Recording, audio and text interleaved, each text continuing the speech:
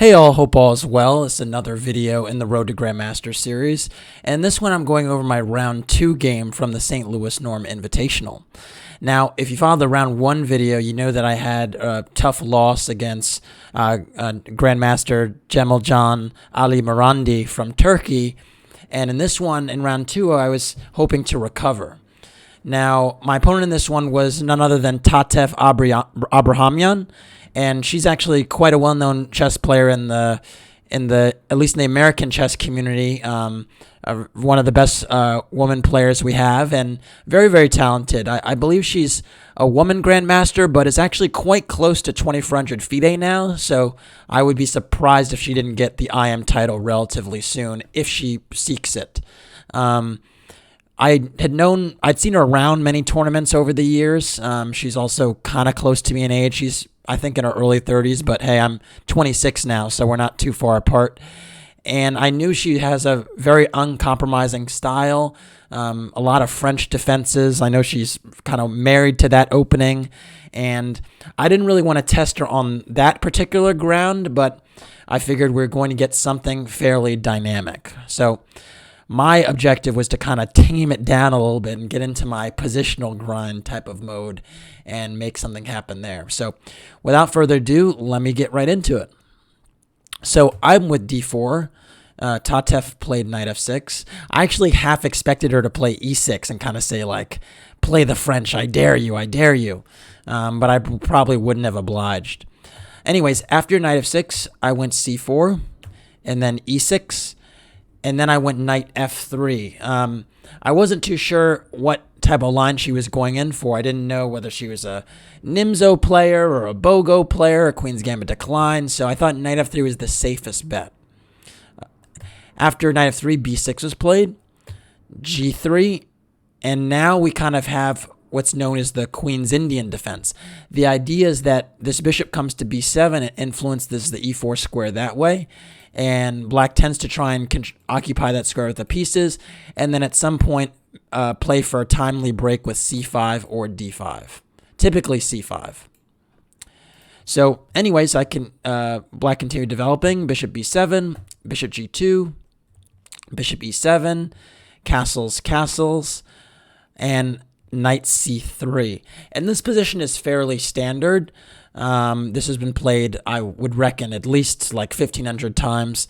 The point is this knight now fights for the e4 square indirectly, and if white has another move, white actually is trying to play d5 and shut out this bishop on b7. Because if white can play d5 comfortably, then he can also play e4 and then keep this nice pawn chain which blocks out that bishop. So now to kind of contend with that d5 square and to also deal with this lack of space that black has, Tatev played knight e4. And this move is kind of the beginning of the old main line of the Queen's Indian defense. The idea is by putting this knight on e4, you trade a pair of minor pieces before I'm able to lock the center. And note that d5 is not desirable anymore because after knight takes c3, I have these ugly double pawns and I ruin my structure. So there's also some positional merits to it as well. The other thing to note is that if I take on e4, after bishop takes e4, this bishop does a good job of preventing my bishop from just dominating on this diagonal. And it's fairly close to equal here because if these bishops get traded off, black then can consider playing d5 and just equalizing. So that's another point of the structure, is that the bishop is well positioned to kind of make it difficult to play e4 if it's occupying that square. So I was familiar with all this, and I'd actually played this position before, and the move that I opted for was bishop d2. And the idea with bishop d2 is that I reinforce this knight on c3 so that if there's a capture there, I don't have double pawns, and also to prepare, maybe putting pressure on the knight another way with queen c2 or something along those lines.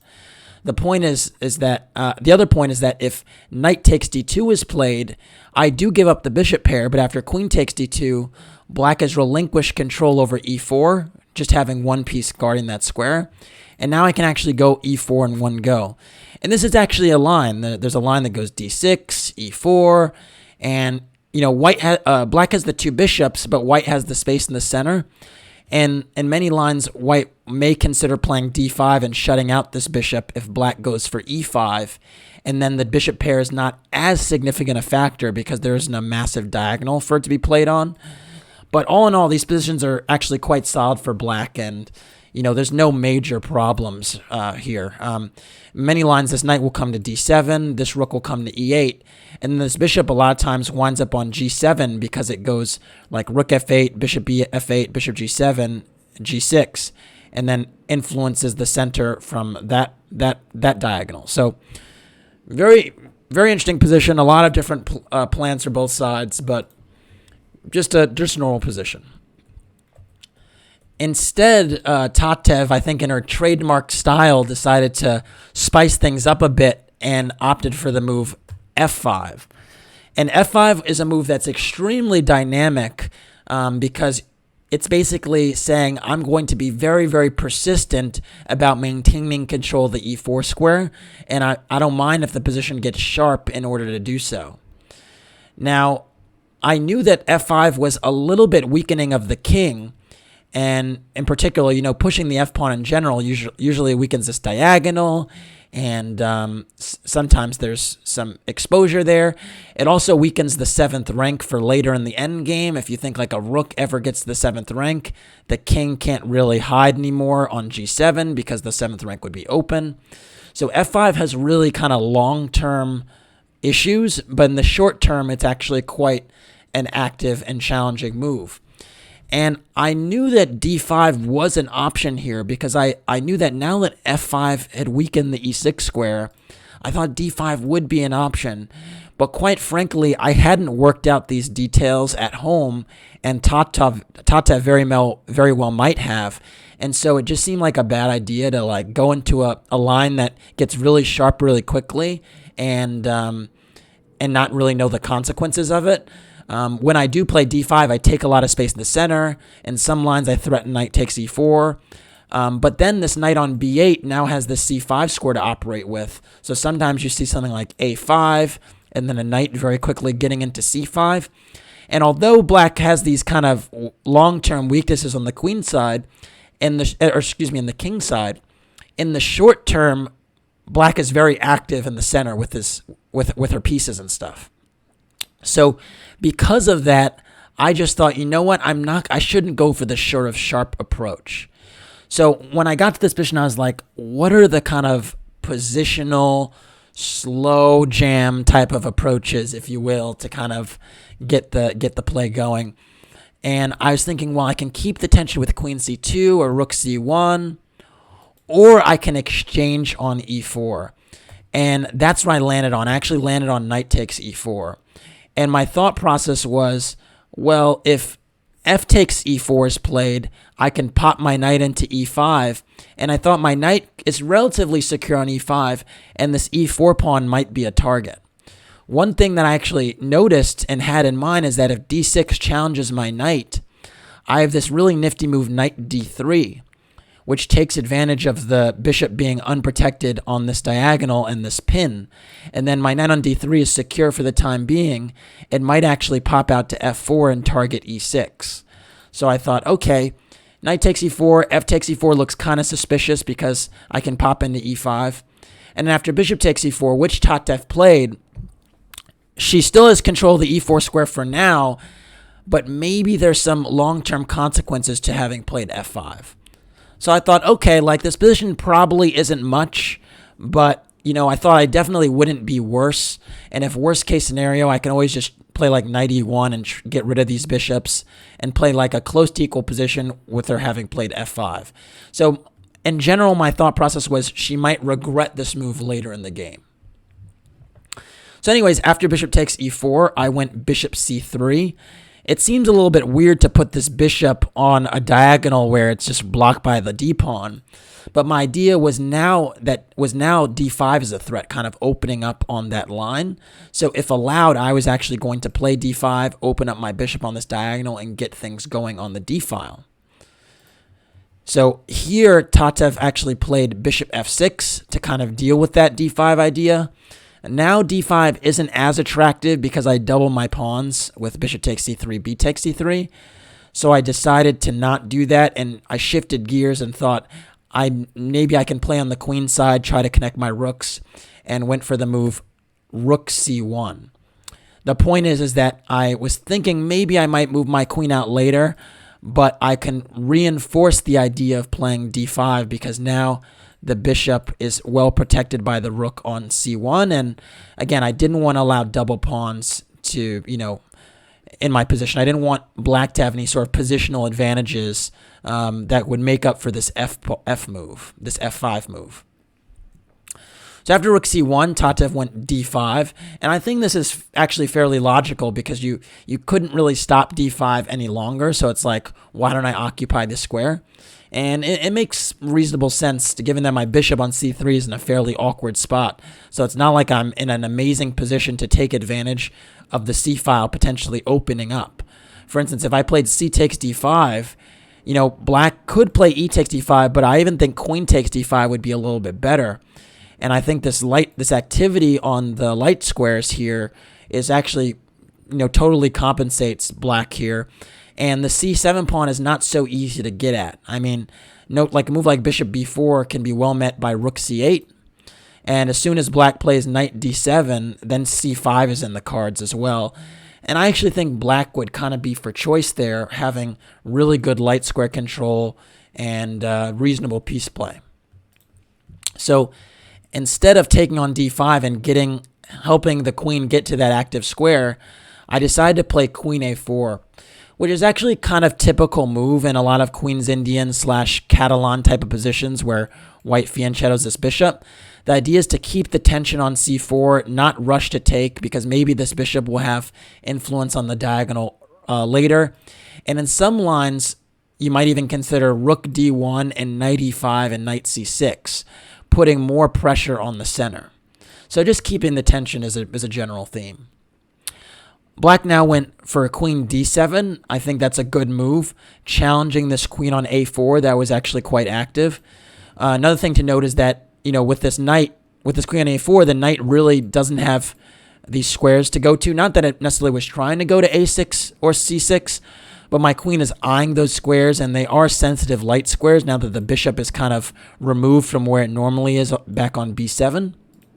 And so knight d7 could have some long-term consequences where if I'm able to park my queen on c6, maybe I have some threats on the e6 pawn, and maybe it's difficult to actually evict this queen. For instance, let's say queen e7 is played. Now maybe I consider a move like, maybe like knight e5 or even knight d2. And the point is that after these bishops come off the board, again, this queen here is extremely annoying for the black player because, well, it's just a menacing piece, and it just threatens a lot in black's position. See, this pawn on d5 is loose, this pawn on c6, 7 is loose, and they're just, these weaknesses are, light square weaknesses can really tell. So, so I think queen d7 was a good move contesting my queen. But what that did was, after queen d7, is it did allow me to potentially, try to get an endgame position that I was kind of happy to play because I thought that I would really be able to show my strength in an ending. And so I actually decided to play queen takes d7. And after knight takes d7, I went c takes d5, trading a little bit more. And after bishop takes d5, I went knight e1. And my idea here was to get the kind of almost Catalan endgames that can happen a lot in these structures, where after a capture on g2, which was played, and king takes g2, this knight might be really nicely parked on d3, protected by the e2 pawn, and it does a really great job of blocking the d file for the black rook, preventing a c5 break because it eyes that square. And then I thought I could put pressure on the c pawn long term, and maybe even the e pawn by parking out to f4. So the point was that I thought I had a slight edge here in endings based upon the pawn structure. And frankly, if this pawn was back on f7, I would actually say, black is almost totally fine. But here I thought I might have something serious based upon the slight weakness of the e6 pawn and the e5 square.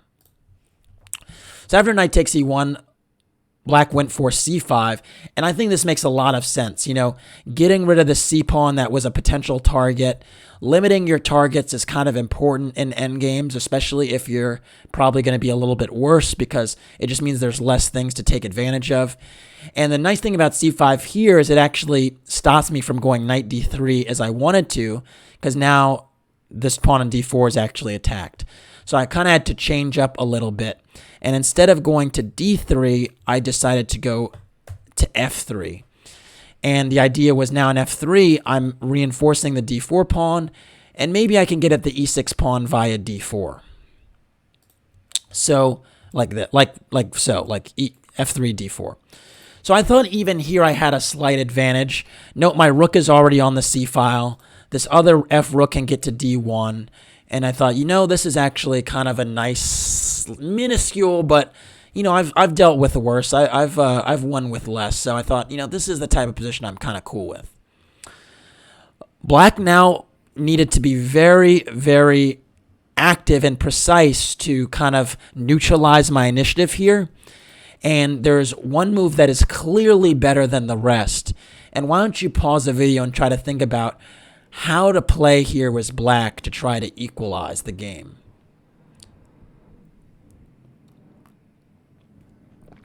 All right, hopefully you got a chance to think on the move while I just took a sip of tea. The best move in this position, and it's a move I actually was concerned about, because I thought it would neutralize my play, is the move c4.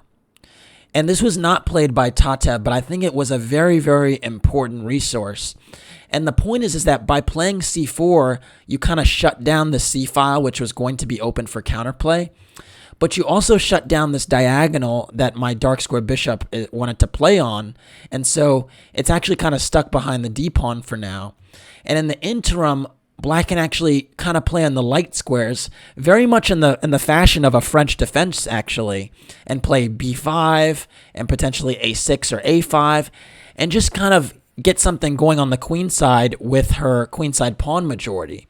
And then you could see here that I don't have the counterplay that I had before connected to the C and D files opening up. So this would have been quite a serious alternative, and I actually think White has no advantage here. The point is I can't get pressure on c4 before Black reinforces. So let's say a4 to try to stop b5. Well, then a6, and then b5 is in the cards anyway.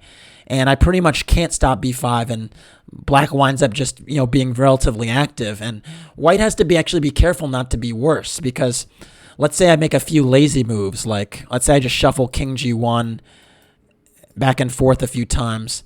All of a sudden, this knight gets to d5, and b4 is in the cards. This rook's on the a file. This other rook can get in the game. It's quite clear that here Black is the one that's using their pawn majority, whereas my kingside pawn majority hasn't really, gotten anything going yet. So that's kind of a thing that I was kind of concerned about. And, honestly, if c4 was played, I probably would have had to shift gears, and after a6, gone for a move like rook fd1 and tried to push with d5. But again, I think that if I trade the d-pawn for the e-pawn, things probably fizzle out. Like we probably get something like this, and I just don't seriously believe that I would have many chances in a position like this. So anyways, after knight f3, instead Tatev went for rook ac8. But I was happy with this because I thought it was a positional mistake. And the reason for that is that after d takes c5, I'm getting the d file open, and now it's very difficult to handle this position with those c and d files open. Now my knight also has the d4 square to potentially work with, target e6 later. I just thought White is kind of first to the files. Now in this position, Black still should be precise, and because Black already has one weakness, and it's kind of important not to create more than one. And the most precise move here would have been bishop takes c3. Now, White is still incredibly active here. I mean, I could go rook takes c3, and after rook takes c5, I could take on c5, not allowing black to double. And after knight takes c5, go b4. And this position is still better for black, or better for white, because the knight moves and then the rook takes the file. And you can see that the white rook is first to the file, can infiltrate. This knight has a potential target to work with, whereas this knight is active, but you can see because my pawns are relatively restrained, black doesn't have a target just yet for to open on and get counterplay on. So important distinction. And the other thing is if the knight goes to a6 trying to get a tempo on my b4 pawn, it's very important that I actually go a3 to restrict this knight. And note it can't actually get back in the game on a nice active square. And after like rook d8, rook c1, even in this position, it's kind of a perfect example of the rook has no entry squares here because of my pawn and my knight doing a fantastic job of covering, whereas my rook is going to have an entry square on c6 potentially, and that's going to be critical. So anyways, that would have been a way to kind of play, though, like, and to at least, trade one pair of pieces to kind of neutralize a little bit and fight from that position. Instead, Tatev made a very critical positional mistake here in playing knight takes c5. And the reason inverting the move order here is not as good is because I can now play bishop takes f6. And the issue is you can't play rook takes f6 because b4 loses a piece. Now that the rook is undefended, my rook is just bearing down on c8, and that's a problem. So as a consequence of that, after bishop takes f6, Tatev has to play g takes f6, and this changes the ball game a little bit because now the whole 7th rank is open, and it might be a little bit harder to defend this one now that the pawns look like this. Now, the one decent thing about this structure is that the e5 square is covered. So when you're thinking about pros and cons, I mean, a con is that, these pawns are not really very nice and they're almost impossible to mobilize because if you ever go e5, I have knight h4 to attack f5. But the flip side is they do cover one central square, the e5 square, whereas before, in this position, e5 was just not covered. So there are kind of pros and cons, but I did think this accelerated my play. So after g takes f6, I went for b4. It's important that I challenge that knight before black gets an a5, because if black gets an a5, I can't play b4, and this knight does a great job of blockading one of my files for counterplay. And it's important that I have two files to kind of play with and get counterplay on. So after g takes f6, b4, knight e4, and now knight d4. And this was basically my concept, is that now my knight gets here, e6 is a problem.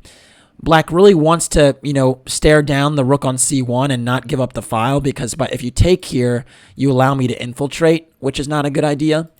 So you kind of just have to deal with my knight's activity while keeping the tension, which can be very unpleasant. After knight d4, black played rook fe8, and this is actually probably a sad necessity. The point is that if you go for a move like king f7, f3 becomes a huge problem because now the knight is forced to move somewhere and there isn't a really ideal place to go. And after king f2, I secure my pawns, and then I can even go rook e d1 and threaten something on the d file. So rook e8 is kind of a sad necessity. And then the other thing is if you go king f7 in some lines, sometimes I have knight b5 and knight d6 forking. So that's something you have to also, worry about. So anyways, after rook fe8, I went knight c6. And knight c6 I felt pretty good about, because the nice thing about this move is that not only does it attack the a7 pawn, but it also threatens knight e7 check. So if this pawn moves, knight e7, note that if this rook takes on e7, I play rook c8 and I win an exchange. So a nice little tactic there. And then the flip side, the knight does an excellent job of controlling the d8 square. So I thought by temporarily pinning myself, I actually give myself an opportunity to put my rook on d1 and consolidate and potentially invade on d7. because I thought black had limited resources here. But it turns out an even better move than knight d4 would have been a3. Just shoring up my pawn structure here, keeping the tension, and then, maybe going knight c6 later, maybe not. We'll see. After knight c6, black went rook c7. It's pretty much the only reasonable move to defend knight e7 check and cover the a7 pawn. And now I went for rook fd1.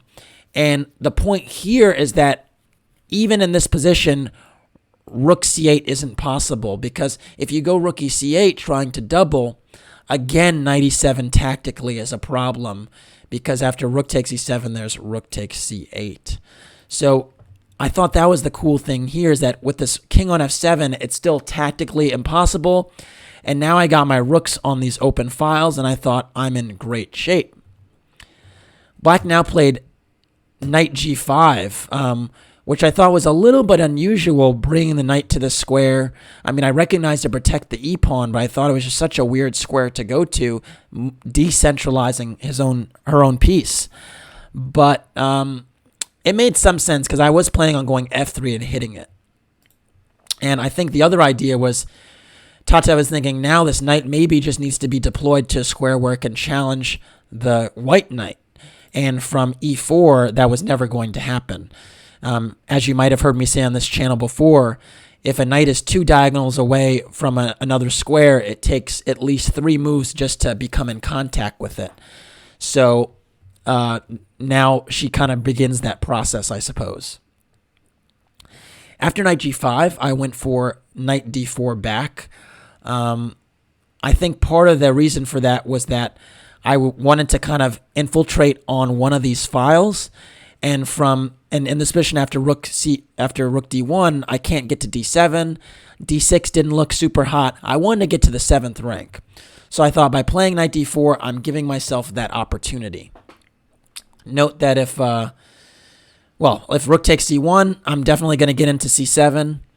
And I thought this is something that black should probably avoid.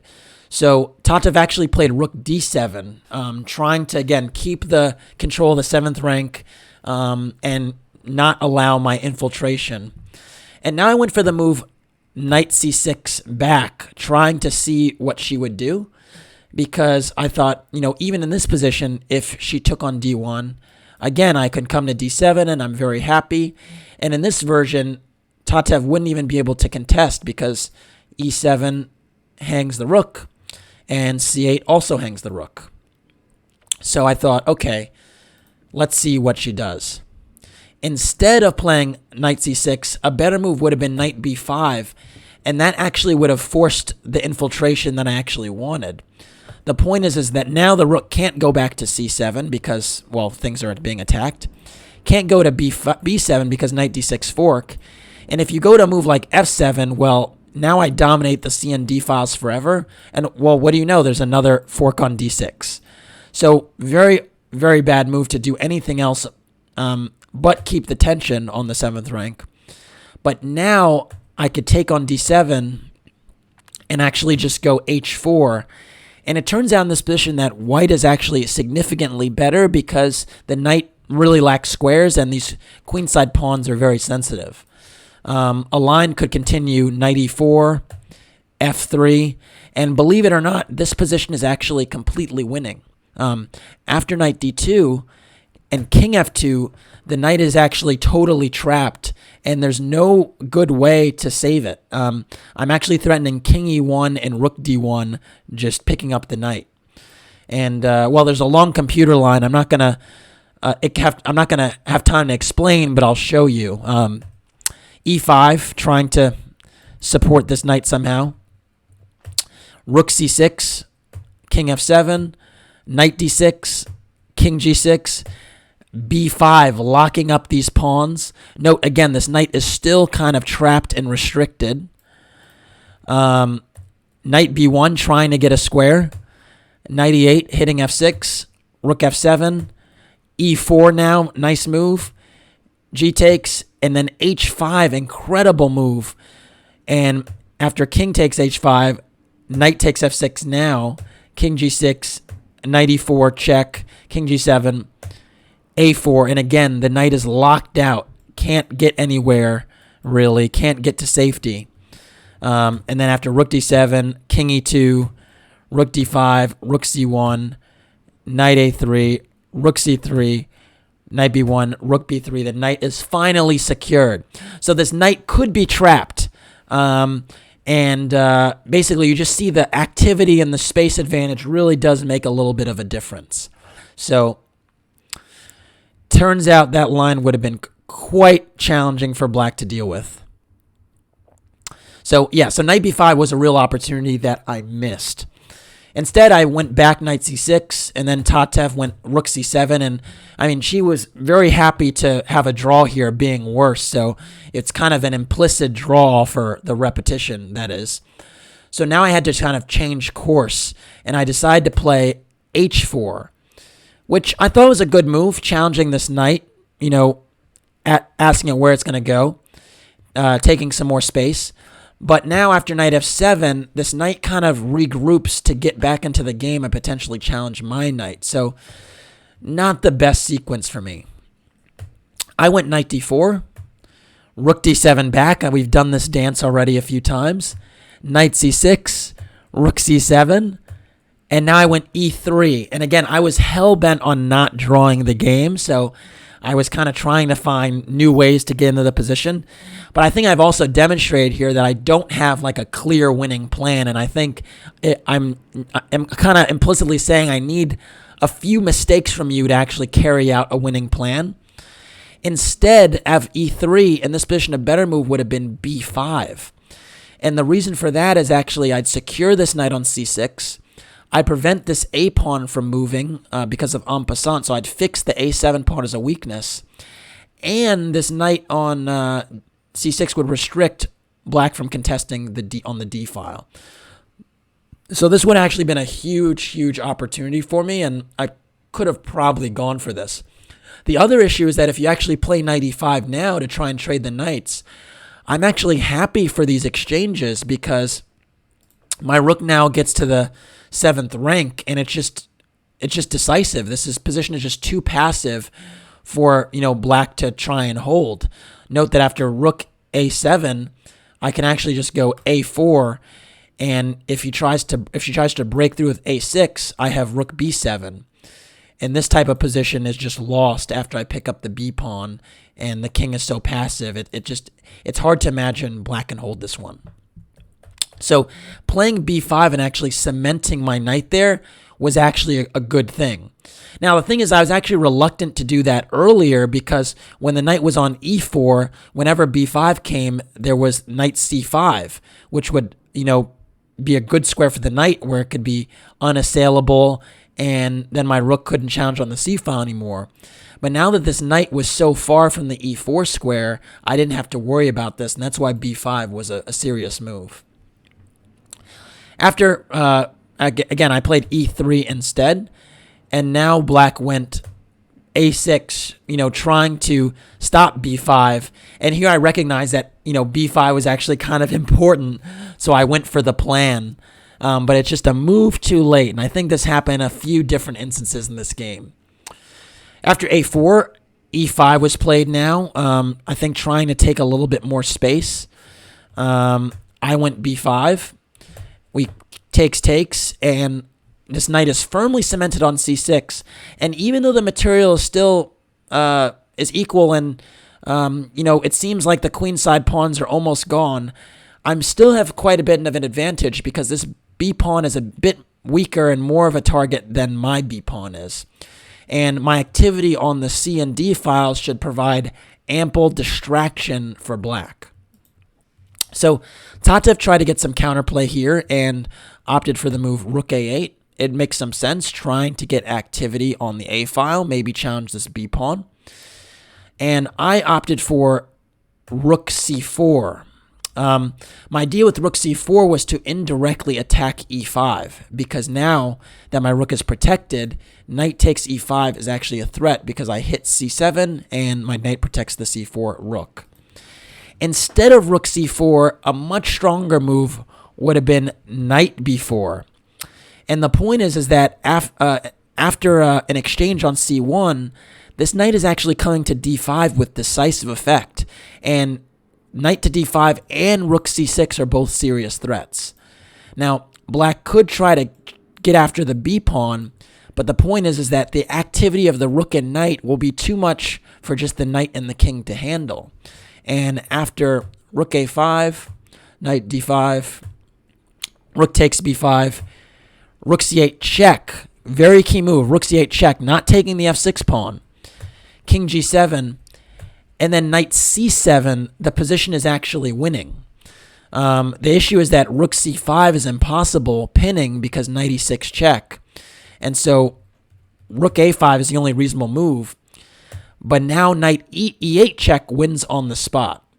Because after king g6, rook c8 picks up a whole piece. Believe it or not, rook takes f6 is a decisive threat. And the issue is that the king only has h5, and then there's actually knight g7 mate. So let's say rook a7 trying to protect the knight. Takes, here, mate. Very beautiful looking mate, but mate nonetheless. And the flip side is that after if king f8 back, well, then I take with check, discovery check, king e7, and then take another pawn, and it's just over. The point is that even though, white's only a pawn up here, white is so active, and the 4 versus 2 should be decisive. If the knights get traded, which they actually would get traded in this position, if I trade these pawns and I have 2 versus nothing, and then she just has a lone pawn on the queen side, it's just not enough to save the game. So, yeah, we can have some line like this. I ultimately trade the knights, and then, I managed to just trade the pawns too, and I'll eventually get a 3 versus 1 or a 2 versus nothing on the king side, and the b-pawn is not going anywhere, I promise that. So, yeah, another opportunity kind of missed. Instead, I went for rook c4, and then black played rook b7, parrying the knight e5 idea. But a very passive move. I was happy that the rook moved off of the c file because it seemed like my rooks would now dominate there. And now I went knight b4, trying to get to d5, entertaining rook c8 check, all types of things. King g7 was played. I think that's a good move, recognizing that knight d5 was going to be trouble. And now I went rook c6, and my point was I'm going to try and target the f6 pawn anyway and jettison my b pawn. Rook a5 was played, knight d5, rook takes, knight takes, and the dust is kind of settled. The material is equal, but I thought here that white was considerably better just because my rooks are so active and my knight is active, and black is really on the back foot here. So I was already thinking about ways that I could convert tactically, getting some ideas, some checkmating ideas. One threat in this position already is actually knight h5 check and rook c8 mate in some circumstances. For instance, let's say she makes a lazy move like rook a5. If knight h5 and king g8, there's rook c8 mate because you can't come up, so you'd have to block the knight, and then that would pretty much just lose on the spot. So I was already thinking about ideas like that. Now, after knight f6, Tatev went rook c5, and that's a good move, challenging my rook. And I went knight h5 check, king f8, and I went rook f6, challenging the f5 pawn. But a much, much stronger move would have been rook e6. And the point is that this king is actually completely cut off. And king g8 would result in rook e8 mate. And in this position where black is so passive, it's actually very difficult to move. Because one of the threats that I have is now to get my rook to the 8th rank. So if I got it here or here with unscathed, it's actually checkmate. Because the king actually doesn't have any squares. So after rook e6, if king g8, well, that's mate. But another idea would just be, going rook a1 and then trying to get to a8. So another kind of missed opportunity. I went rook f6, just trying to get f5. Black went e4, protecting f5. And I was actually thrilled by this development because it seemed to me that this actually gave my knight the f4 square as a nice outpost. So I thought, oh, this is quite dangerous. And because of that, I rushed to play knight f4. But I didn't fully appreciate just how awesome my position was with the knight here, restricting this king. And a better move would have been rook d8 check, which actually wins on the spot. The point is that with this pin, there's only one move, king e7. And after king e7, rook g8, I'm actually threatening rook takes f7 and then rook g7 check, picking off the rook on b7. So there's really not any good way to parry this rook takes f7 threat or in this rook g7 idea. And it would just be decisive. Black could try f4, but I can still go for this line with rook takes f7, king takes, rook g7, king f8, and then taking like this. And even though Black manages to recover the knight, this endgame is completely winning because these pawns are simply too weak and are total targets. Well, in fact, all of Black's pawns are targets. And I can actually start with the move g4, which frees up my king to come and just take the pawn on e4 and then the pawn on f3. After a move like rook h6, I could go g5, rook c6, and then rook takes h7. And I have 2 connected pass pawns, and I'll very soon have 4 connected pass pawns because these pawns are so weak. So, yeah, some real tactics I'm missing. So instead of rook d8 check, I rush my knight into f4. It does threaten a fork on, e6, but just not as good as the other move. King g7 was played now, and I actually have a chance to go back to that line with knight h5, but I didn't see it, and I went for rook e6, essentially just protecting my rook. And now Black played b5, which is a blunder because it does allow rook takes e4. And the point is now, after the rook is cleared, I have this nice fork, which wins. So I thought, okay, wow, I've just won a pawn on e4. I'm actually a pawn up. The pawn structure is shattered for Black. This should be totally winning. But it actually proved not to be so simple. Black now went rook c2. Reasonable move, trying to get some counterplay. And while my rook is now targeted on e4.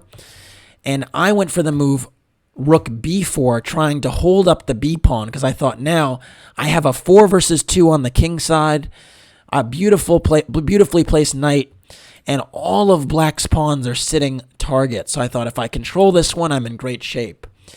But I should have stayed active, and I think this is the key thing that happened in this whole game where instead of staying, active, I'm kind of like curling up into a ball and not, being decisive when I needed to be.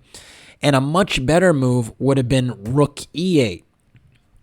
Again, the point is that this king on g7 is relatively open, if you will. It's relatively insecure. It's not shielded by pawns very well. There are many potential checks. And the point is now I'm actually threatening ideas with infiltration with my d1 rook and my knight on f4. So if b4 is played, I can go knight e6 check, king f6, and knight d4. And the point is my knight hits c2. My rook now sometimes entertains e6. And I'm just asking Black a lot of questions. And after rook c3, rook e6, I actually pick up a second pawn. And this position would be much easier to win. So it would have been a lot smarter for me, instead of curling up into a defensive stance with rook b4, to continue to attack, because it would take a long time for this b pawn to march up the board unscathed. So that was kind of my key mistake in these phases, was I was trying to consolidate when it wasn't really a moment to consolidate. After rook b4, Tatev played knight e5, And it was here that I realized the position wasn't so simple, because all of a sudden with this rook on the second rank and the g4 square open, knight g4 is actually a major threat. And I was like, man, that's so annoying. Why is this a possibility? How have I allowed this? It is what it is.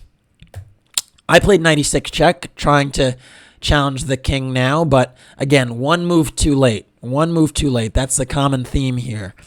And after king f6, I went knight d4, trying to challenge this rook, get it off the second rank so that my king wouldn't have to worry about the f2 pawn. But Tatev was very persistent and went for rook a2, saying, I fully recognize now that my counterplay is totally based on this f2 pawn, and I'm not trying to defend b5, I'm trying to get at that pawn. And so I recognized, too, that f2 was really important, and I decided to play knight f3 to try and trade some pieces and nullify the pressure. But a better move would have been knight c6. And the point is that, the point is if knight g4 now, still getting at f2, I actually have the move rook f4, and the point is, actually not right away, because this is also a threat. But I can start with, how can I place it? No, I have rook d6 check as a move. This is actually very important. And the point is that if king f7 is played, I have knight d8, and I think pretty much I kind of parry the f2 threat with rook f4, because if king g7 now, I could actually go rook f4 like so. And I think here it's not as big a problem. This kind of position is not as big a problem for me, because now my pieces are super active, and this knight is a little bit out of play, and I think I have some initiative here, maybe connected to knight d8 or knight d4, and it looks like I'm coming in here, even though the material is equal. So instead, I went for knight f3, and after knight g4, I did see that knight takes e3 as well as rook f2 is a threat. I went rook d2, which parries both of those moves. But now the game changes, and after rook takes d2, knight takes d2, it's not so clear, because this b pawn is becoming more and more of a factor, and the king is actually quite active and can aid in trying to push that b pawn. So very, very unclear position, and I don't think it's winning. That's the amazing thing, is even though black has this shattered pawn structure, it's not winning for white. So it still requires another mistake potentially for white to win the game, and I tried to incur that kind of mistake, but it was hard. Tatev was a very persistent defender. She played knight e5, good move, trying to attack my rook on b4 and then start to push the b pawn. Excellent move. And the thing is, it's going to be hard to push my majority right now, because this f pawn is actually restricting my pawns quite well. So very, very annoying. I went knight b3, and Tatev went knight c6. Rook f4. I thought the knight on b3 was good, by the way, because it kind of holds up the b pawn a little bit, and in some lines maybe can play knight d4 and target f5. But one thing I was fairly sure of is that if I trade these knights with knight d4 right away, I thought this b pawn is just too much counterplay, and so I didn't think I could do that. And so the challenge was to trade under favorable circumstances. Like, I'd love to trade the b pawn for the h pawn, for instance, or the b pawn for one of my my pawns on the king side. But Tatev was not going to make that very easy. After rook f4, king e5 was played, and this is a nice move because it stops my idea of playing g4 or e4. And now I went knight c5. Believe it or not, the best move in this position would have been g4, actually breaking up my pawns, but also getting rid of this annoying f-pawn and giving my rook the 5th rank to operate on as well. And yeah, to be honest, I probably should have gone for the activity, but I just felt like I didn't want to break up my pawns so quickly, and I was really still thinking that I could just win the f5 pawn outright, but it turned out not to be the case. After knight c5, rook a7 was played, knight d3 check, king e6, knight b4. I was trying to trade the knights now. I thought these were favorable circumstances because I thought after a trade, this would be quite a passive rook, and then my king could come in. Tatev kind of agreed because after knight b4, she went knight e5. And now I realized, again, my rook is very passive here, and I still don't have a good break. And I thought e4 is not really the break I want to make. I want to break. I want to kind of break with g4 if I'm going to. I went knight c2, threatening another fork. And then knight c6 was played. Good move, stopping that fork. And now knight b4, knight e5, and e4. I kind of had enough of the repetitions and got a little bit patient and played e4. But this does not help my cause. Well, it kind of helps my cause, but it shouldn't have. Well, actually, it does help my cause. Let me take that back. After knight e5, e4, actually, I have a really good position if I see a move coming up. The point is I'm actually hitting f5, so you have to trade. And after f takes e4, rook takes e4, I actually was looking here and I thought, wow, I actually have some threats here because I'm threatening to play f4, which wins the knight on e5. And yeah, that's very difficult to deal with, this f4 move. And so black played king d6. And then this was amazingly the last chance I would have to win the game. Why don't you pause the video and try to figure out how white can win this game? White to move and win. All right, hopefully you got a chance to pause the video and figure out the move. The move, amazingly, turns out to be rook takes e5. And maybe this isn't so amazing. It's quite easy to see this fork. But the thing that I missed was that, and I was fearful of, was the point that after king d5 and knight takes a7, I was actually extremely wary of the move b4. Because what happened to me is when I looked at this position in my mind and I was calculating, it dawned on me that my knight actually doesn't look like it can stop this pawn. It doesn't look like it. And so the issue is if I play knight b5 here, I'm actually totally lost because after king c4, the knight is dominated. There are no squares the knight can go to that are effective. And if I have a check here at knight d6, then the king comes to d3. And again, there are no good checks. Not king d3. What's the better move? Yeah, king d3 is fine. And there are no good checks here, and the b pawn continues to run. And so I looked at this position I got here after b4, and I was like, oh my god, I'm just totally losing because this pawn is running. But it turns out here that the position is actually winning for white after an incredibly precise sequence. And maybe I should have asked you to pause the video here and calculate how does white win the game. So I'm going to ask you now, how does white win the game from here? Because this is the key position you had to see. Believe it or not, the best move in this position is not knight b5, but the winning move is king f3. Also, king f1 works with the same idea. But the point is that after king f3, you actually allow the b pawn to move again, and then you can play knight b5. And the point is, in this version, if the king attacks and comes closer and attacks you, their king can actually come to e2.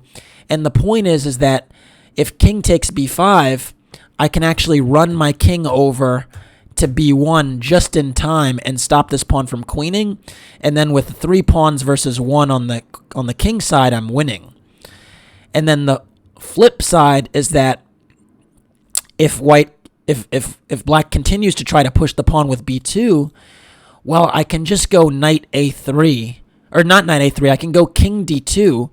And the point is that if you try to queen, right, I have a fork. Very, very funny move, and I kind of stopped the pawn that way. And then the other kind of funny thing is that if you try to make a knight, Well, it's not allowing me to make a knight. I must have the setting off where it just auto promotes to queen. But if you make a knight, just imagine a knight on b1. After knight b1, check, I can go king c1, and the knight on b1 is actually trapped. It can't go to a3 or c3, and so we actually just trade the knights, and then again I have a winning 3 versus 1 pawn endgame on the king side. So amazingly, I could actually go for this, this fork tactic, but I thought that I was not able to do it based upon my knight being on a7, not catching the pawn. And it turns out that I'm just in the nick of time with my king to catch up after allowing his pawn to go forward and playing knight b5.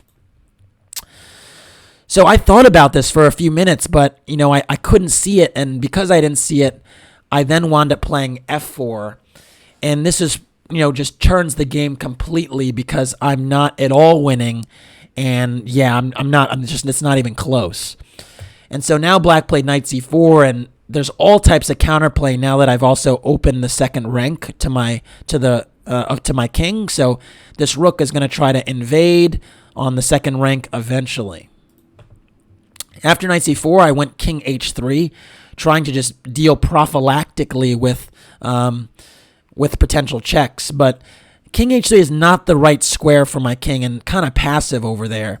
I think I was thinking in a dream scenario my king might one day walk through g4 to h5 and target h7, but yeah, not a great choice. Black played king c5. Now it's a good move. I played knight d3 check and king d5. And this year's my rook is very limited on the 5th rank, and I have to lose my coordination and pop out to e8. And this b-pawn becomes more and more of a factor. Rook a3 is played now, hitting my knight. I went rook d8. Not a good move because with rook d8, I actually, encouraged the king to go this way. She played knight d6, but the king could consider walking towards my king side and get more counterplay on my pawns. She decided to play knight d6, which is not bad, but it is a little bit weird to pin yourself. I went knight e5, and she went king e6, and it was here that I realized why she actually pinned herself. The point was that after she relieves the pin, she wanted to go to e4 or f5 and target my g3 pawn and get good counterplay there. And you can see that if I lose g3, which is the base of my pawn chain, it's impossible to imagine that I can win the game because then the f and h pawns will be too weak. So I don't have an advantage anymore, and I'm floundering, and I'm also in serious time trouble. And yeah, just a huge turn of events from the past 20 or so moves. I went h5 now, and now black went knight e4, and you could just plainly see that g3 is a problem. I went rook e8 check, king d5, rook d8 check, king e6, and really I probably should have just repeated here, but I was still a little bit too distraught, if you will, or crazed about trying to win. I was still like, no, I'm not losing this one, or I'm not drawing this one. I have to find a way. But the thing that actually was kind of funny, and I didn't play rook e8, by the way, because that would repeat a third time.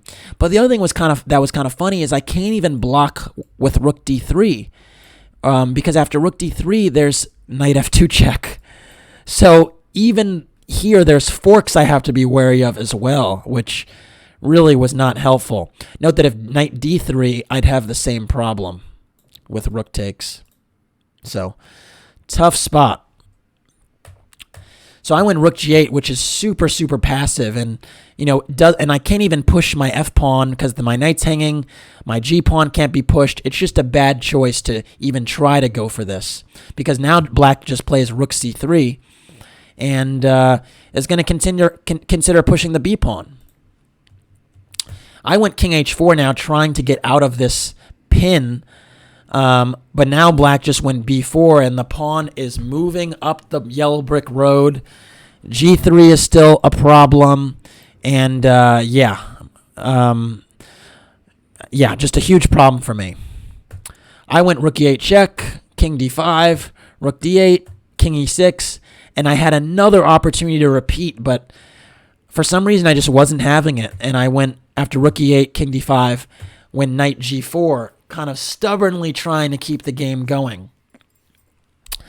My point here was I think I was entertaining that if knight takes g3, I thought I'd have knight f6 check options taking on h7. So I think that was my thought process. But instead, black just played b3. And you can see now this pawn is even more and more of a problem. And my pawns have not managed to get up the board at all. At all. I went rook b8 now, trying to control the b pawn. But this also just allows knight takes g3. And now you can plainly see that the material is equal and my pawn structure shattered, and nothing good has come of any of this. I went knight f6 check, trying to at least get the h7 pawn and get one of my pawns back. But now king e4 was played, king e6 was played, and my knight is a target. And unfortunately, I made a huge, tremendous blunder here, which just ended the game on the spot. Now, I am going to credit Tatev here because, for a long time she'd been defending, and the moment she sees that there's a trick in the position, she identifies it and she tries to play it. I walked right into it and played knight takes h7. A better move would have been king g5, just defending my knight. But of course, after rook c5 check, king g4, the position would fizzle out really quickly to a draw. That's really the result I should be happy with at this point. But instead, I took on h7, and this unfortunately allows a tragic mate in 2 because of the positioning of my pawns. I'm not going to even ask you to pause the video and figure it out. I think you can see it. But the move is knight f5 check. Whichever way my king goes, king g4 or king g5, allows rook g3 mate, right? King g5, rook g3. And same thing if the king is on g4. My pawns are just in the way of my escape squares, and this knight and king block my other escape squares. So just a really clumsy king's position that ends in mate. And because I'd actually seen this after knight f5, I just had my hands on my forehead. I could not believe what I'd done, and all of a sudden I blundered away the game from a draw to a loss. And I, of course, resigned. Really tough game to play, honestly. I must say I was really upset with myself, a little bit devastated that I'd, managed to, lose this game after having the winning chances throughout. And Tatev's a really good sport. I think she even almost apologized after I resigned because she knew she got away with one. But the flip side is, she fought. She really was tenacious. She did not make it easy. And I did not find the right moves in the right moments. And slowly but surely, I think my frustration got in the way of making good moves. So full credit to her for, keeping the game going when it probably shouldn't have been going. And, just asking me a few too many problems that I wasn't able to answer. So good for her. For me, it meant that I lost 2 in a row, and the tournament started in disaster. But I must say, a little bit of foreshadowing, it got a whole lot worse. So stay tuned, and you'll continue to see that. All right, that's it for this one. Thanks for watching. Please like and or subscribe to the channel. And if you want to support the Road to Grandmaster journey, you can do so by making a donation in the PayPal link in the description below. Thanks. Take care.